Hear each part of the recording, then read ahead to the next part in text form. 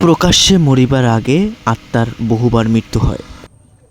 এই যেমন পরিবারের বিশাল এক অনুষ্ঠানে যখন নিজেকে খুব সবার কাছ থেকে আড়াল করে একা একা থাকতে হয়, ঘরের কোণে অথবা নির্জনে, অথচ সব আয়োজন সব কিছু চলে, তখন আসলে বোঝা যায় যে ভিতরের আত্মার মৃত্যু হয়েছে। আনন্দগুলো যেন টাকায় কিনে নিয়েছে, টাকার কাছে বিক্রি হয়ে গেছে আনন্দ।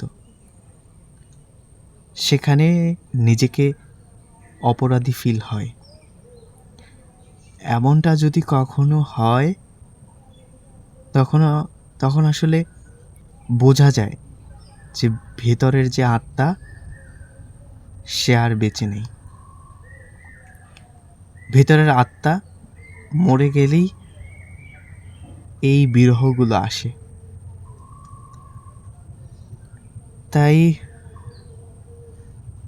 দীর্ঘশ্বাস ফেলে কিছু মানুষের আনন্দগুলো শুধু নির্জনতা আর একাকিত্বই কাটে।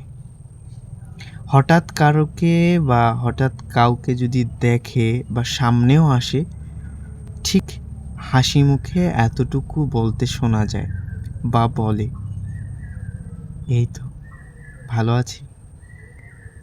অনুষ্ঠানটা কেমন হলো? বেশ ভালো না?